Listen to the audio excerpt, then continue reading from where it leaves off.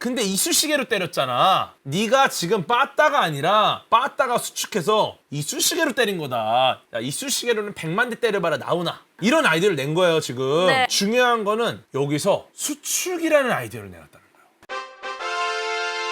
인사 시간도 맞습니다. 여러분의 시간을 낭비해드릴 느리지만 쿨한 과학 랩미팅입니다. 반갑습니다, 교수님들. 반갑습니다. 일단 너무 오래전이죠. 네, 기억이 좀 안 나실 거예요. 지난 시간에 어디서 시작했냐면 왜 상대성 이론이 필요할까? 예, 부터 했어요. 맞아요. 그죠? 삼체에도 나왔어, 상대성 이론. 이해가 안 돼요. 오늘 이 내용을 듣고 다시 보면 또 이해가 될 거고, 삼체 같은 경우는 지금 리뷰가 끝났습니다. 더 해달라는 요구가 너무 많아서 오, 조만간 이제 또 시즌2 제작이 확정이 됐죠. 네. 원작을 기반으로 시즌2를 예측하는 방송을 한번 또 촬영을 할 겁니다. 기대됩니다. 네, 시즌1 넷플릭스의 8부작짜리 시즌1은 프롤로그였다. 이 뒤에 정말 말도 안 되는 이야기들이 나옵니다. 일반 상대성 이론과 특성성 이론 무슨 차이가 있느냐? 요거는 사실 복습하면 바로 알 수 있죠. 가보겠습니다. 지난 시간에 왜 상대성 이론이 필요한가? 네. 그 이야기를 했고요. 예. 평범한 일상생활 상대성 이론 필요합니까? 사실 필요 없죠. 필요 없어요. 언제 써? 근데 왜 필요하냐? 바로 이 녀석 때문입니다. 블랙홀이라는 천체 때문에 거시적인 고민이 생겼어요. 어허. 그러니까 우주 스케일에서의 어떤 아이디어가 필요한 순간이 온 겁니다. 네. 블랙홀 때문에. 네, 그래서 여기서 굉장히 중요한 게 중력이라는 겁니다. 중력. 그래서 중력이란 게 뭡니까? 끌어당기는 힘. 끌어당기는 힘. 물체와 물체가 서로 끌어당기는 힘. 네. 요게 이제 뉴턴 역학에서의 중력이었어요. 예. 그죠? 근데 우리는 이제 알고 있죠. 중력이라는 거는 시공간에 작용하는 힘이다. 이게 아인슈타인 역학에서의 중력입니다. 이 부분을 지난 시간에 또 이야기를 했고요. 그리고 시공간에 대한 설명을 했어요. 시공간.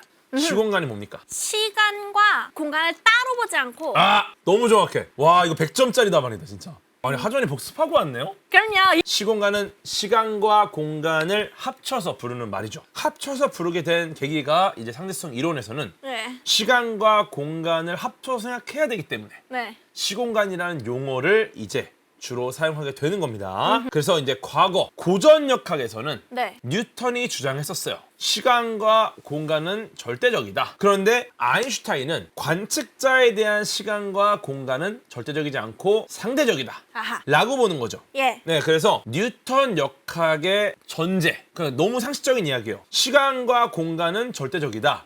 이 절대적인 권위가 무너지는 겁니다. 그러니까 이게 뭐냐면 그냥 흐르는 시간, 여기 보이는 공간 이런 것들은 당연히 절대적이잖아. 이게 뭐 바뀝니까? 안 바뀐다고 본 거죠. 내가 어제 예를 들어서 내가 부자야. 어제 땅을 샀어. 근데 시공간이 바뀌어서 갑자기 내가 산 땅이 100평을 샀는데 5평이 됐어. 이런 일 없잖아. 없죠. 근데 시간과 공간, 시공간이 언제든지 바뀔 수 있는 녀석이 돼버린 거야.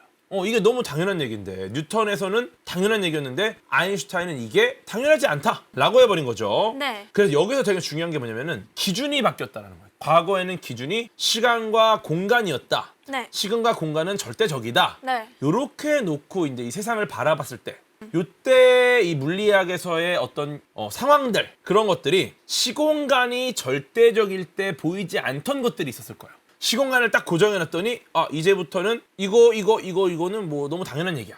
근데 이 시공간 자체가 절대적이지 않아졌어. 그때부터 어떻게 되느냐? 갑자기 이제 너무 당연하던 것들이 당연하지 않은 거야. 예를 들어서 어제의 몸무게, 예. 오늘의 몸무게 차이가 있습니까? 조금씩 있어. 하지만 그렇다고 해서 50kg씩 차이 납니까? 그거 아니라는 거예요. 예. 이게 뭐냐면 이럴 수 있어. 어제 입었던 옷이 예를 들어 내가 원래 스몰을 입었어. 근데 살이 조금 쪘을 수 있죠. 그러면은 조금 끼네. M을 입어야 되나? 이럴 수 있어. 근데 이제 이거는 왜냐면 내 몸 자체가 어느 정도는 조금 이렇게 유지가 되고 있다. 네. 라는 겁니다. 네. 이거 자체가 절대적인 어떤 기준이라고 생각했을 때 이게 깨졌다. 예를 들어 오늘은 스몰을 입는데 내일 갑자기 2X 라지, 3X 라지를 입어야 돼. 이게 말이 안 되는 건데 이 상황에서 정말 그런 일이 벌어진다면 그러면 이제 그때부터 너무너무 상식적인 것들이 깨지겠죠. 이 말이 뭐냐? 어제 입은 옷을 오늘 입는다? 이거 상식적이잖아. 옷장에 있는 옷들 보니까 최근에 내가 입었던 옷들이잖아. 그렇죠. 근데 이런 것들을 내가 자연스럽게 꺼내서 입는 상황 자체가 굉장히 이상해지는 거야. 당연하지 않아지는 네, 거죠. 당연하지 않아. 네. 그러면 매일매일 내가 입을 옷의 사이즈를 보고 골라야 돼.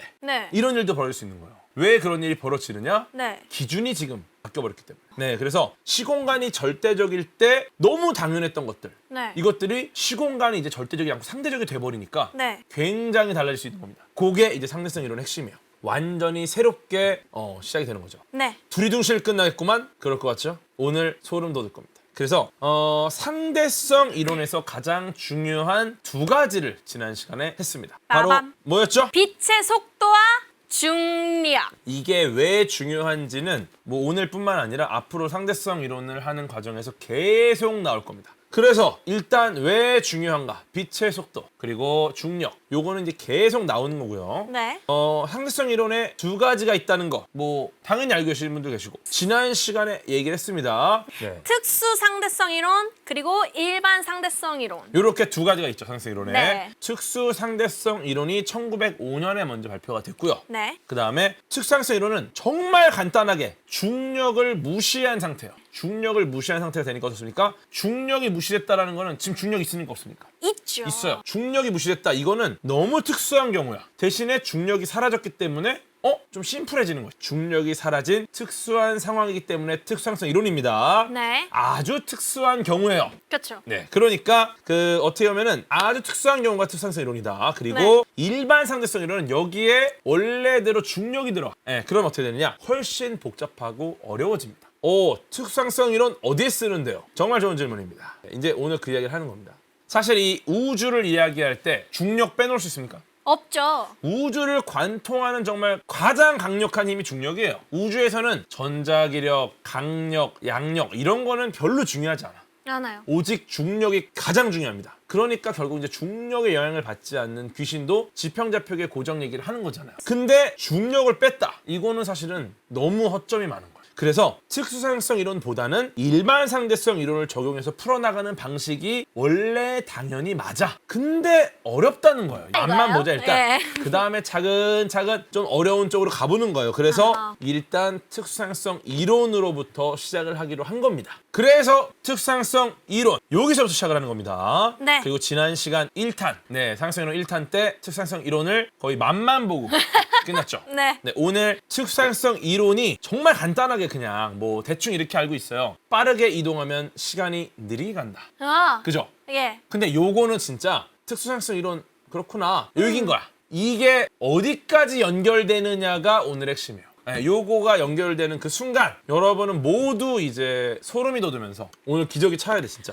특수상대성 이론에서 가장 중요한 이야기가 하나 있었습니다. 빛보다 빠른 것은 존재하지 않는다 네. 라는 표현. 이게 너무 중요한 게 특수상대성 이론의 핵심이었습니다. 지난 시간에. 예. 근데 이게 명확한 표현이라 볼 수 없다라는 말씀을 드렸죠. 왜 빛보다 빠른 것은 존재하지 않는다라는 문장이 명확하지 않을까? 예. 두 가지 이유가 있다고 말씀드려요. 두 가지 이유. 하나가 이론적으로 빛보다 빠른 입자가 존재할 수 있다. 이게 아직 발견되지 않았을 뿐이다. 네. 만약에 발견될 가능성이 거의 없다고 해도 만약에 발견될 수 있잖아. 그렇죠? 그러니까 빛보다 빠른 건 존재하지 않는다라고 말하는 게 좀 장담하기 어렵다. 이게 한 가지 이유였습니다. 네. 두 번째는 관측 불가능한 우주의 천체를 볼 수 없는 이유. 이게 우리의 빛이라는 녀석은 네. 멀어지는 은하를 따라가지 못한다. 그래서 우리는 절대로 그 은하에 닿을 수가 없어요. 그래서 결코 공간 속에서 빛보다 빠른 건 없다라는 것을 알려주는 거죠. 그래서 이 두 가지 상황을 고려했을 때 빛보다 빠른 것은 존재하지 않는다라는 표현보다는 이렇게 바꾸는 거죠. 그래서 지난 시간에 상대성 이론 1탄을 들으신 분들은 이제 빛보다 빠른 물질은 없다. 이게 아니라 시공간 속에서 빛보다 빠른 속도로 이동할 수 있는 건 없다. 이렇게 보는 게 맞고요. 수학적인 존재가 이제 배제가 되고 시공간의 팽창 자체로 받는 영향도 배제가 돼서 요 문장을 쓰게 되면은 특수상대성 이론에 위배되지 않는 상황이 되는 겁니다. 네. 잘해주시면요. 네. 현재 자동차의 속도는 몇인가? 이 자동차를 옆에서 봤을 때 시속 200km. 굉장히 빠르죠. 엄청나게 빠른 속도라고 가정을 할게요. 네. 꽤 빠르죠. 근데 이거보다 더 빠른 게 뭐가 있죠? 뭐 많죠? 많죠. 로켓도 있고 어제 쌓아올린 스타쉽도 있겠네요. 훨씬 빠르죠. 그렇죠. 그러면 요거보다 빠른 제트기. 이거는 시속 1600km로 비행을 한다고 가정할게요. 굉장히 빠른 제트기라고 볼 수 있겠죠. 네. 제트기의 속도가 몇인가를 보는 거예요. 지상에서 볼 때 제트기의 속도, 시속 1600km 날아다니는 제트기의 속도, 지상에서 볼 때 몇입니까? 1600km. 맞아요. 근데 만약에 이 제트기가 지구의 자전 방향과 반대로 비행을 하고 있어요. 지구는 이렇게 자전을 하고 있고 그 반대로 제트기가 가고 있다고 쳐요. 이 모습을 우주에서 정말 멀리 떨어져서 보는 거야. 그러면 제트의 속도는 몇일까? 지구의 자전 속도가 시속 1300에서 1600km입니다. 요거는 이제 왜 그러냐면은 지역에 따라 속도가 좀 달라요. 위도에 따라서. 네. 근데 시속 1600km인 지점이라고 가정을 할게요. 그리고 지구의 자전 속도와 반대 방향으로 비행을 하고 있습니다. 시속 네. 1600km로. 우주에서 본다. 지구의 자전 속도가 시속 1600km인 지점에서 제트기가 반대 방향으로 시속 1600km로 비행을 한다고 쳐요. 그러면 어떻게 되느냐? 멈춰 있는 그쵸? 것처럼 보이겠네요. 비행기는 그대로 정지한 태로 이륙을 합니다. 그대로 지구만 회전을 하고 있겠죠. 예. 네, 그러니까 그 사이에 다시 제트기가 착륙을 해요. 그럼 어떻게 됩니까? 지구가 회전한 만큼 이동을 하겠지만 여기서 비행기는 사실상 0에 가까운 속도였죠. 이렇게 보는 거죠. 만약에 이걸 태양계 밖에서 본다. 그러면은 비행기는 0이 아니라 태양계 밖에서 봤다? 초속 30km로 빠르게 네. 태양 주위를 이동하고 있을 겁니다. 왜냐? 태양계 밖에서 태양을 기준으로 보면 지구가 태양 주위를 초속 30km로 공전을 하니까. 그렇죠. 네. 근데 만약에 우리 은하 밖에서 예. 이 비행기를 본다. 네. 그러면 이제는 초속 220km로 태양이 우리 은하 중심을 돌고 있는 겁니다. 어허. 그러니까 엄청나게 빠르게 이동할 수 있는 거예요. 그렇죠. 그러니까 어떻게 되느냐? 비행기의 속도, 제트기의 속도라는 것 자체는 완전 상대적인 개념이다. 기준이 되는 관측자가 지구에 있느냐, 네. 지구 밖에 있느냐, 예. 태양을 기준으로 태양계 밖에 있느냐, 예. 우리 은하 기준으로 우리 은하 밖에 있느냐, 이거에 따라서 완전히 바뀐다. 그래서 상대성 이론이라 불리는 거예요. 이렇게 볼 수 있겠죠? 그렇죠. 재미있는 거는 그런데 만약에 모든 운동이 상대적입니다. 네. 그러면은 뭘 절대적인 기준으로 잡아야 할까? 아. 그러니까 이게 그러면은 제트기의 속도를 우리가 말을 할 수가 없는 거야. 네. 그렇죠? 아, 지금 빛의 속도 나오고 있죠. 벌써 상대성 이론을 어느 정도 알고 계신 분들이 계실 겁니다. 근데 오늘 장담하지만 어느 정도 알고 계신 분도 한 단계 업그레이드 되면서 진짜 말도 안 되게 소름 돋을 거예요. 모든 것이 변하는 상황이다. 그러면 우리는 절대 변하지 않을 무언가를 붙들고 고정을 해가지고 네. 그걸 기준으로 설명하려고 노력을 해야 되는 거예요. 그래야 설명이 가능한 거야. 그렇죠. 네, 꼭 절대적인 기준이 있어야 되나요? 이거는 박지상 교수님이 예를 들어 소개팅을 나가요. 그러면 이제 상대방, 뭐 여성분이 이제 소개팅을 약속을 잡고 물어보겠죠. 네. 우리 박지상님 뭐 여러 가지 정보들이 필요할 겁니다. 나이는 어떻게 되는지, 뭐 키는 어떻게 되는지, 요새 뭐 밥은 뭘 드셨는지. Yes. 근데 예를 들어 이럴 수 있죠. 소개팅을 나가야 되는데 박지상님이 상대방 여성분의 나이를 물어봅니다. 나이가 어떻게 돼? 그러면 뭐 너무 어린지, 비슷한지, 너무 나이가 많은지 이 정도만 알려주겠다. 예를 들어 그렇죠. 기준이 없어. 그럼 어떻게 얘기해 줄 거야? 예를 들어서 소개팅 딱 나갔는데 96세 여성분이 나오셨어요. 뭐야? 미안해. 100세 기준으로 어리다고 말한 거야. 박재상님이 지금 기준이 왜 필요하냐 물어보셨잖아요. 네. 그래서 필요한 거야. 아하. 기준이 없으니까 어떻게 된 거예요? 기준이 없으니까 뭐 좀 어려. 나갔더니 96세야. 네. 왜 어리다 그래? 기준이 100세라서 그래요.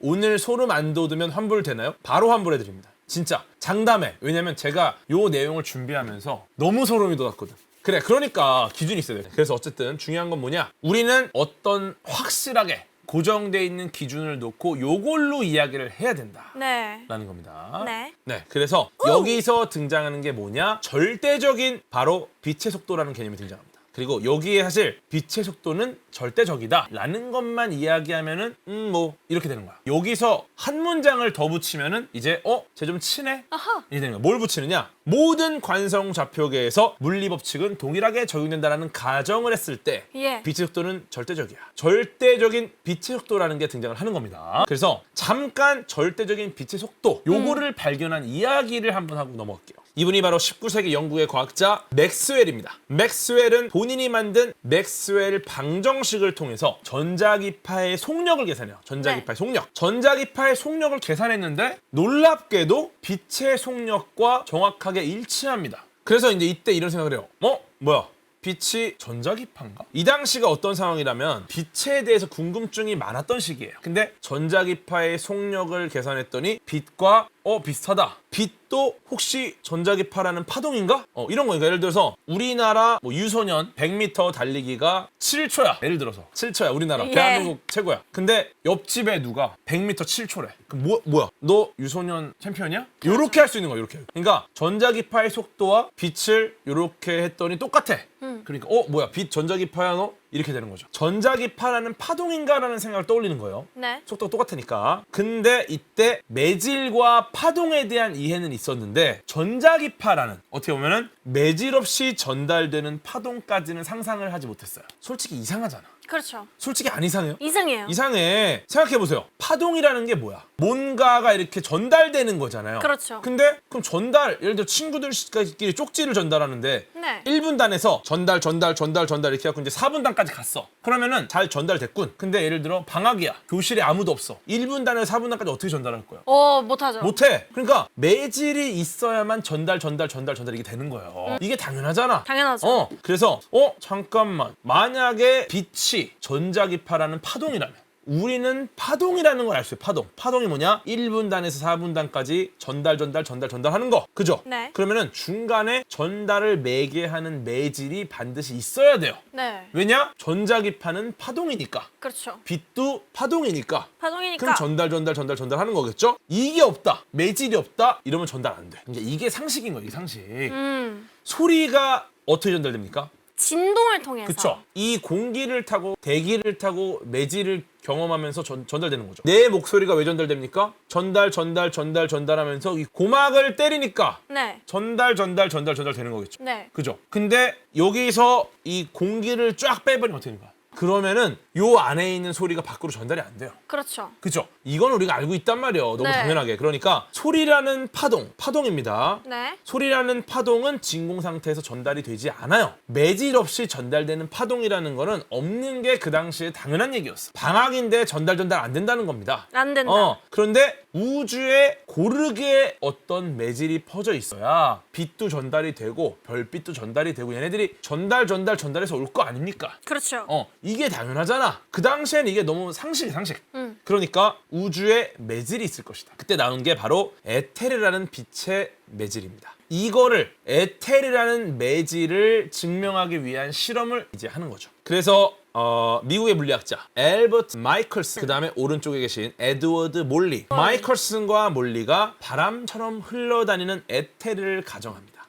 이 우주에는 에테르가 있다. 예. 왜냐? 빛이 전달하려면 매질이 있어야 되니까. 그러니까 매질이 있는 게 당연하던 시기니까 요거 자체가 뭐 이상한 얘기가 아니에요. 그러니까 바람처럼 흐르는 에테르를 일단 가정을 있다. 네. 에테르는 있을 것이다. 왜냐? 빛이 전달되니까. 그러면은 바람이 흐르는 방향으로 퍼지는 빛이 있을 거고. 그죠? 네. 그 방향과 다른 방향의 빛이 있을 거고, 바람을 타고 흐르는 빛과 바람과 좀 다른 방향으로 흐르는 빛, 요거는 확실히 다르겠죠. 그렇죠. 이 흐름에 몸을 맡기는 녀석과 흐름과 다른 방향으로 하는 거는 이건 다른 거야. 네. 그래서 이제 요거가 차이가 있을 거라 가정을 해서 요 차이를 알아내려고 실험을 합니다. 네. 그래서 이제 방향을 돌려보면 뭔가 차이가 있을 것이다. 근데 놀랍게도 어떤 방향에서도 차이가 없었어. 그러니까 에테르가 존재한다라는 증거가 아예 없는 거야. 예를 들어 우리가 바람이 분다라는 걸 어떻게 알아냅니까? 바람 쪽으로 가면 어때? 힘들어. 네. 바람을 등지고 달리면 또 빨라져. 편해요. 그러니까 내가 바람 쪽으로 가면 힘드네. 바람이 여기서 불어오는구나. 그렇죠. 그러니까 요거는 매질이 있는 거야. 이 바람 같은 매질이. 네. 그런데 어느 방향으로 달려도 아무런 느낌이 없어.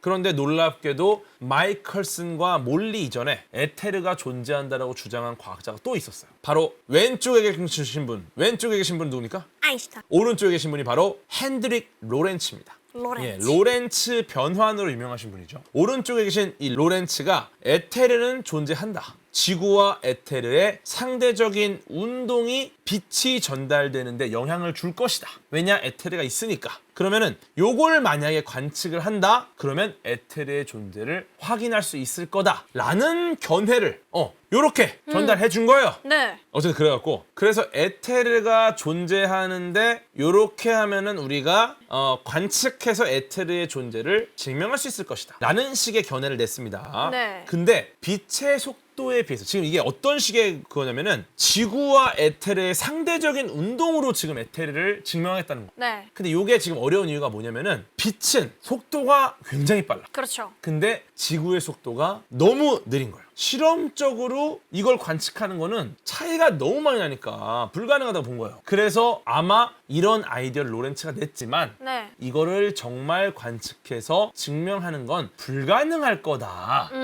라는 아이디어를 낸 거죠. 그런데 로렌츠가 제시했던 이 실험적인 한계, 네. 요거보다 이제 정밀하게 한 게 다음 주시면요. 요게 바로 마이컬슨과 몰리의 실험이었던 거예요. 그러니까 네. 사실상 로렌츠가 제시한 실험이 조금 측정 자체가 어려운 실험이에요. 네. 요 실험을 정말 한계를 극복하고 실험실 레벨에서 실험할 수 있게 만든 게 이제 마이클과 몰리의 실험이라는 겁니다. 그러니까 로렌츠가 걔네가 딱 실험하는 걸 딱 보고 놀랬어. 근데 로렌츠가 놀랬는데 근데 에테르 안 나왔어. 그러니까 로렌츠가 걔네가 딱 실험하는 걸 딱 보고 놀랬어. 그러니까 와, 야 이거 얘 아이디어 미쳤네. 우리가 예를 들어서 이제 뭐 고문을 해. 빠따를 쳐. 근데 로렌츠는 10대 때리면 불 것이다. 근데 갑자기 마이컬슨과 몰리가 딱 나타나서 우리는 한 20만 대 때립니다. 어머나. 그러니까 로렌츠가 딱 봤을 때 와, 야 10대면 불 줄 알았는데 20만 대를 때려? 이거는 뭐 무조건 불겠는데? 근데 20만 대를 때렸는데도 안 나왔어. 그럼 이거 뭡니까? 사람 잘못 본 거야. 그래서 로렌츠가 10대 때리면 불 거라고 예상했는데 네. 마이컬슨과 몰리가 20만 대 때린다고 하니까 야, 씨, 이거는 뭐 나왔다. 근데 안 나왔어. 사람 잘못 봤네. 기본적으로 잘못 잡아온 거야, 사람 자체를. 왜냐면 내 아이디어로도 에테르가 나올까 말까 모르겠었는데 근데 어느 정도 확신이 있었을 거예요. 근데 이제 에테르가 나올 수 있겠지만 실험 자체 못한다. 이런 느낌이었는데 네. 요게 실험이 굉장히 정교해졌어요. 네. 그러니까 이제 로렌츠 입장에서는 이래도 안 나오면은 이거는 내 말은 완전 틀린 얘기야. 그러니까 로렌츠가 굉장히 당황했습니다. 이 정도로 정밀하게 했는데 안 나온다고? 응. 내가 뭘 잘못한 거지? 응. 이렇게 된 거예요, 지금 상황이. 그래서 그 다음에 로렌츠가 뭐라고 주장을 하느냐. 이제 생각해보니까 아닌 것 같다. 근데 로렌츠는 에테르에 대한 무한한 어떤 신뢰가 있었어요. 확신. 그래서 로렌츠가 이렇게 주장을 합니다. 측정하는 실험 장비가 수축했을 것이다. 그러니까 원래 에테르와 지구의 상대적인 운동이 관측되어야 하는데 또 나와. 이거 지구와 에테르. 이거 안 된다고 했는데 10대로 안 된다고 했잖아. 근데 또 나와. 에테르와 지구의 상대적인 운동이 관측되어야 하는데 네. 지구 위에 실험 장비가 있잖아요. 실험 장비 자체가 실험 장비가 지구 위에 있으니까 그 속도에 해당하는 만큼 이제 실험 장비 자체가 수축이 돼가지고 네. 상대적인 운동의 차이를 상쇄시켰을 것이다 라고 이야기를 하는 거예요. 이게 무슨 말이냐면 20만 대를 때리긴 했지만 나는 빠따로 때리는 걸 얘기한 거야. 근데 이쑤시개로 때렸잖아. 네가 지금 빠따가 아니라 빠따가 수축해서 이쑤시개로 때린 거다. 야, 이쑤시개로는 100만 대 때려봐라 나오나. 이런 아이디어를 낸 거예요 지금. 네. 중요한 거는 여기서 수축이라는 아이디어를 내놨다는 거예요. 이거 수축이라는 아이디어 어때? 많이 들어봤죠? 상대성 이론의 길이 수축. 수축이라는 아이디어가 로렌츠에서 나온 거예요 이게. 그러니까 사실 요 아이디어 자체가 기가 막혀. 빠따가 이쑤시개 됐다고? 이거 뭐야 천재인데? 네. 아이디어 자체가 너무 핵심적이야. 네. 일단은 로렌츠가 계속 얘기하다 보니까 뭐가 걸렸어. 근데 중요한 거는 여기서 등장한 수축의 개념. 다음 주면요. 아인슈타인이 특수상대성 이론에서 길이 수축이라는 아이디어를 제시를 해요. 네. 이걸 나중에 제시합니다. 네. 근데 이게 로렌츠가 주장한 실험 장비가 수축했다라는 그게 네. 굉장히 흡사한 아이디어예요. 사실. 그러니까 사실상 로렌츠는 특수상대성 이론에 거의 근접을 했어. 그러니까 사실 이게 로렌츠의 특수상대성 이론이 될 뻔했다라는 거예요, 여기서. 근데 어떻습니까? 여기서 문제가 뭐냐면 로렌츠는 끝까지 에테르를 버리지 못했어요. 그러니까 에테르에 대한 집착이 너무 강한 거야. 네. 그러니까 특수사용성 이론으로 가려면 수축이라는 개념을 갖고 새로운 아이디어로 전환을 해야 되는데 네. 끝까지 에테르를 버리지 않으니까 결국은 거기까지 도달을 못한 겁니다. 네, 그래서 근데 여기서 재밌는 게 로렌츠보다 더 나아간 수학자도 있었어요. 여러분이 굉장히 좋아하시고 잘하시는 바로 이분입니다. 프랑스의 수학자 앙리 프랭카레. 웬만한 건 다 손댄 앙리 프랭카레.